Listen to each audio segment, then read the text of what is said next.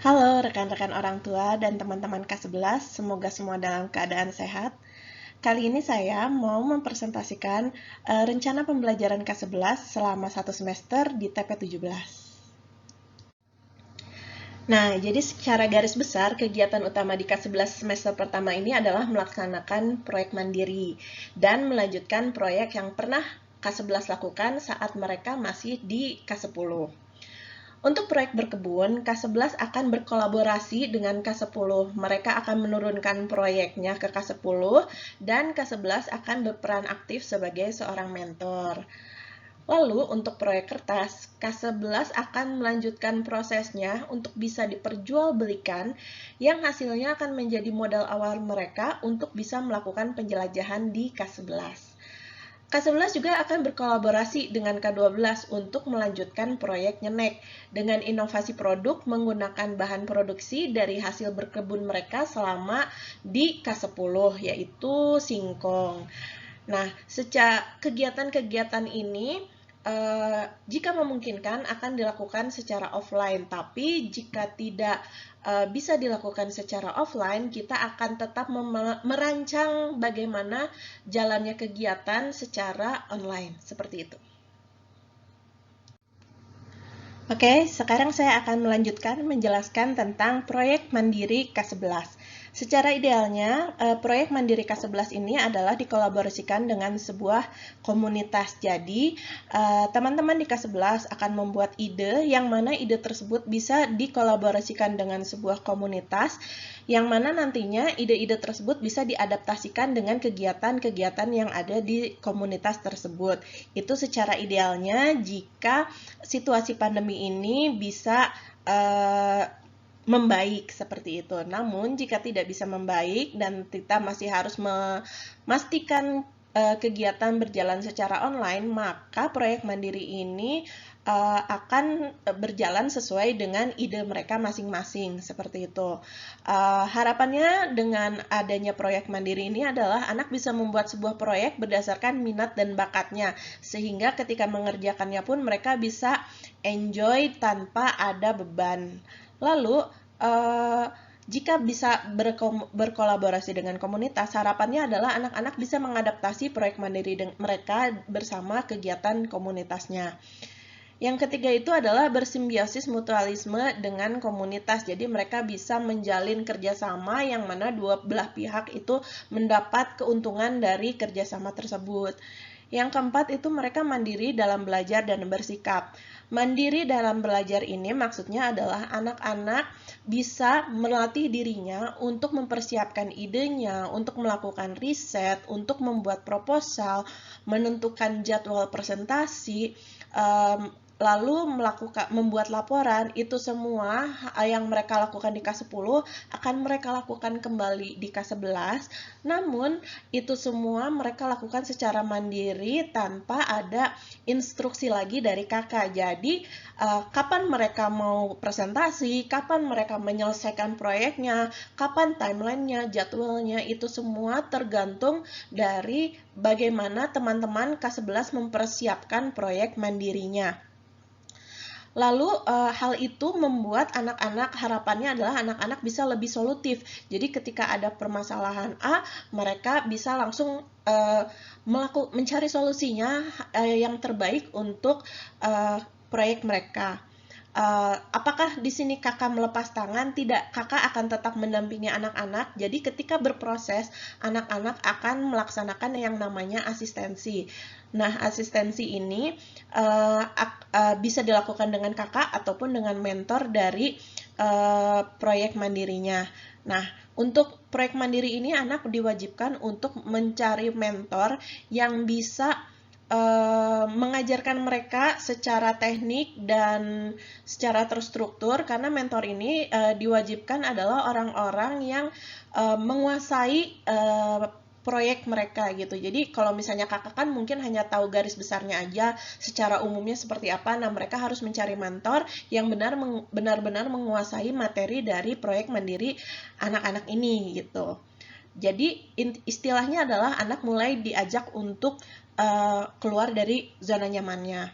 Untuk verifikasinya, anak-anak dalam bentuk proposal produk dari ide proyek mandirinya, dokumentasi kegiatan berupa foto dan video, catatan kegiatan di G-Site, dan laporan. Untuk G-Site ini mereka akan menggunakan G-Site yang telah mereka rancang di K10. Tinggal dirubah formatnya sehingga G-Site ini bisa mereka gunakan sebagai portofolio K11 untuk sampai nanti di K12. Nah, untuk bisa menggenapi proyek mandiri yang dibuat oleh teman-teman K11, maka diwajibkan untuk mengadakan yang namanya kelas semesta. Kelas semesta itu tuh gambaran kasarnya adalah mempelajari hal-hal yang berkaitan dengan proyek kelompok langsung dari ahlinya. Jadi anak-anak ini, untuk kelas semesta ini, anak-anak akan mencoba untuk mencari kira-kira apa sih dari ide proyeknya, kira-kira apa yang bisa dijadikan kelas semesta dan siapa yang akan menjadi narasumber dari kelas semestanya, lalu dilaksanakanlah kelas semestanya. Kelas semestanya ini tidak hanya untuk dia, tapi juga untuk teman-temannya di KPB atau enggak teman-temannya dari jenjang lain. Atau enggak mungkin dari orang tua juga jika ingin ikut kelas semestanya juga bisa gitu. Harapan ini anak-anak mengetahui apa yang ingin mereka pelajari lebih lanjut dari proyeknya. Lalu anak-anak bisa berpikir kritis dengan membuat pertanyaan untuk mentornya. Jadi ketika ingin mengadakan kelas semesta, setidaknya anak-anak sudah siap dengan pertanyaan-pertanyaan yang akan menjadi materi dari si kelas semesta tersebut. Yang ketiga itu anak-anak mengatur kegiatannya seperti kapan jadwalnya, kapan harus menghubungi mentor mentor dari kelas semestanya, lalu membuat undangannya. Jadi itu semua diatur kegiatannya oleh anak-anak. Yang keempat itu anak bisa mendapatkan insight baru dari kelas semesta yang disampaikan oleh mentornya, mengaplikasikan informasi dari kelas semesta ke proyeknya. Jadi mereka jika tersesat udah ada nih poin-poin penting yang mereka dapatkan dari si kelas semesta. Lalu mempertahankan hubungan baik dengan mentornya, lalu bisa bermanfaat untuk lingkungannya sesuai dengan 3 prinsipnya KPB, yaitu mandiri, adaptif, dan bermanfaat. Nah, untuk bermanfaatnya ini anak-anak bisa mengadakan kelas semesta yang informasinya juga bisa mungkin menjadi insight untuk orang-orang di sekitarnya. Verifikasi dari kelas semesta ini adalah undangan, rekaman dari kelas semestanya, foto kegiatannya, notulensi kegiatannya, dan juga laporannya, seperti itu. Kegiatan selanjutnya adalah mentoring.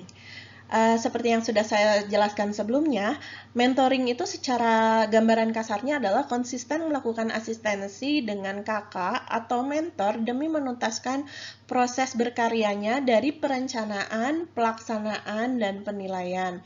Nah, nanti teknis mentoring ini adalah kakak akan memberikan lembar asistensi di mana anak-anak akan menuliskan apa saja proses yang sudah mereka lakukan, lalu apa saja yang ingin mereka pertanyakan dari proses yang telah mereka lakukan, lalu mereka akan melakukan forum diskusi dengan kakak atau mentornya. Harapan ini anak mampu memiliki hasrat keingintahuan yang tinggi, berpikir kritis, memiliki daya analisis, mendapatkan banyak insight baru dari kakak maupun dari mentornya, mempertahankan hubungan baik dengan mentor, karena jangan sampai mentor itu dihubungi ketika ingin tahu sesuatunya saja, tapi anak-anak ini tidak memiliki atau tidak menjalin hubungan yang baik dengan mentornya. Verifikasinya nanti ada lembar asistensi dan catatan proses proyek. Seperti itu. Nah, agar teman-teman K11 ketika menjalankan proyek mandirinya tidak keteteran, di sini akan ada kegiatan yang namanya monitoring dan evaluasi proyek mandiri, yaitu anak-anak membuat sebuah format evaluasi dan monitoring proyeknya sendiri, seperti yang sudah saya bahas di slide pertama, istilahnya belajar mandiri. Jadi, garis besar kegiatannya adalah anak-anak membuat tujuan dan indikator proyeknya secara mandiri, mengadakan WIP, yang WIP itu adalah work in progress, yaitu seperti istilahnya presentasi gitu. Jadi anak-anak mengadakan presentasi progres proyek mandirinya dan itu semua dipersiapkan secara mandiri. Lalu membuat evaluasi rutin, yaitu berupa lembar asistensi. Nah, untuk lembar asistensi ini, kemungkinan besar yang bikin akan kakak. Lalu mereka akan membuat yang namanya Atomic Essays MIPA. Jadi Atomic Essays MIPA ini adalah kegiatan anak-anak untuk membangkitkan kemampuan literasinya dalam bentuk menulis. Untuk keterangan tentang Atomic Essay ini nanti akan bisa kita baca di ririungannya SMIPA.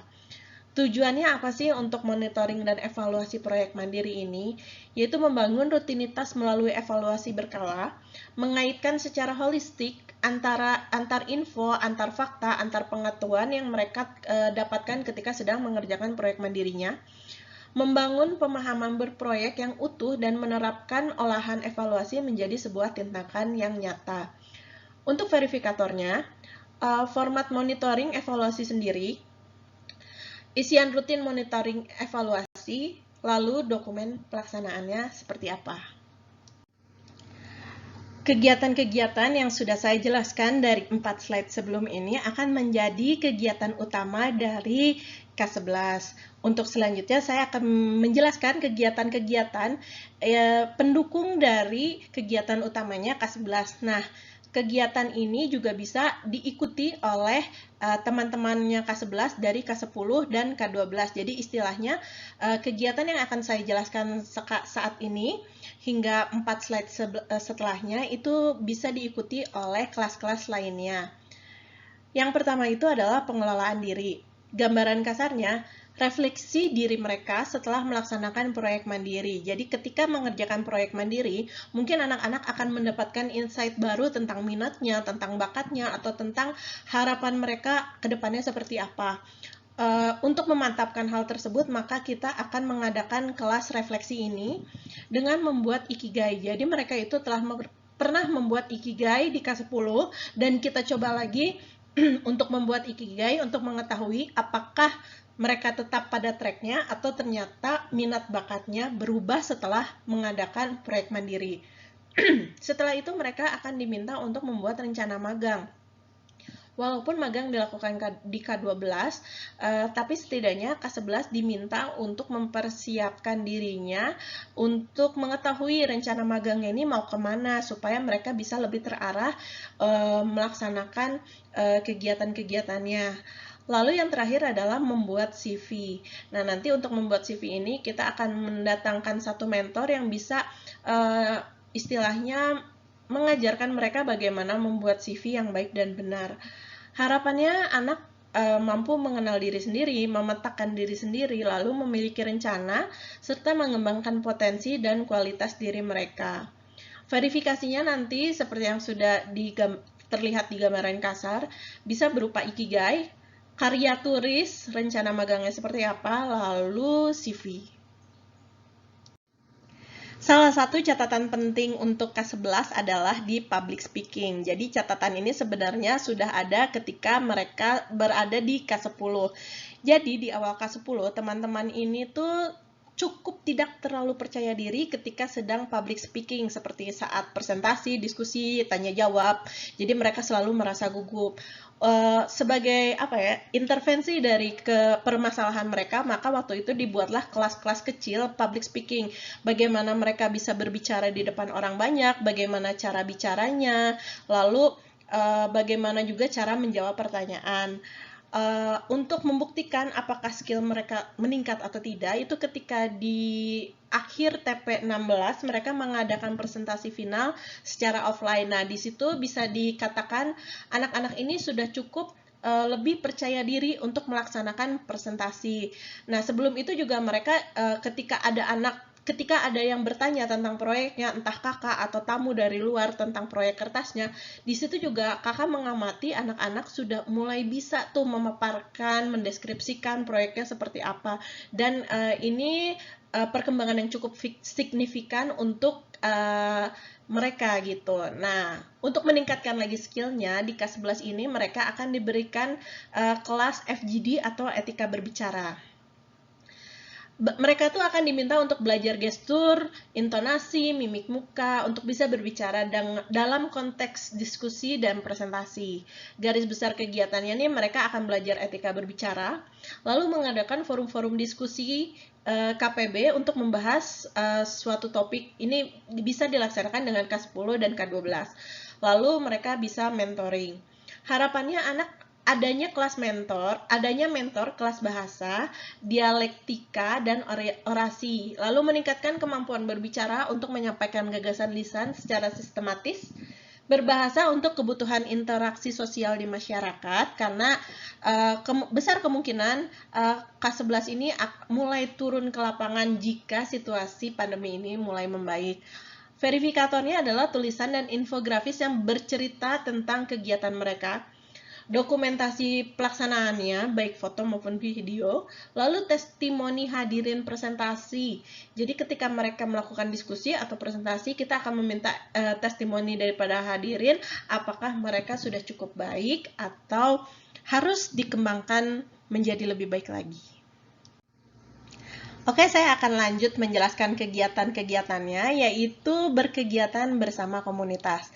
Mungkin terasa sama dengan kegiatan yang saya pernah jelaskan di slide 1, tapi ini secara konten berbeda. Jadi gambaran kasarnya adalah anak mengikuti kegiatan yang diadakan oleh komunitas di luar proyek mandirinya. Jadi kalau misalnya di slide pertama itu mereka berkegiatan komunitas dengan tujuan proyek mandiri, nah kalau ini benar-benar di luar proyek mandiri. Jadi anak-anak ini bisa berkontribusi aktif ke komunitas yang mereka ajak kerjasama, sehingga ketika si komunitas ini mengadakan acara, entahkah itu webinar atau enggak acara secara offline, jika memungkinkan maka mereka bisa membantu komunitas tersebut supaya acaranya bisa berjalan dengan lebih lancar. Harapannya nih anak mampu keluar dari zona nyamannya, mendapatkan pengalaman baru, lalu meningkatkan kemampuan interaksi sosialnya. Verifikasinya bisa berupa karya tulis, dokumentasi foto dan video, dan juga laporan.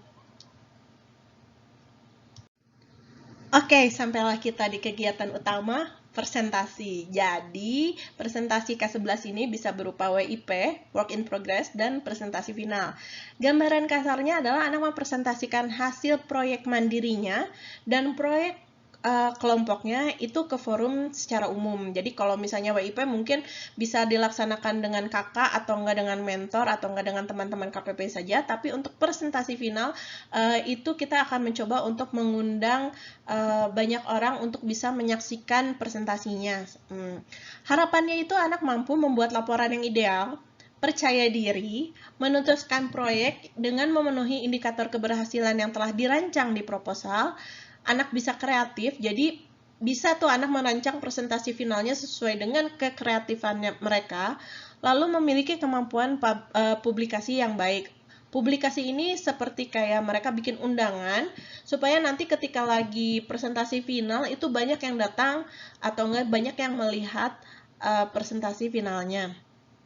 Verifikasinya itu ada undangan presentasi, ada laporan, ada dokumentasi kegiatan, foto dan video, lalu notulensi. Oke, rekan-rekan orang tua dan teman-teman K11, sekian presentasi saya terkait kegiatan K11 selama 1 semester di TP17 ini. Abis ini kita akan masuk ke dalam forum, di mana rekan-rekan orang tua maupun teman-teman K11 bisa mempersiapkan pertanyaan untuk mendiskusikan kegiatan K11 selama 1 semester ini. Terima kasih sudah menyimak video presentasi ini. Kita bertemu di forum tanya jawab.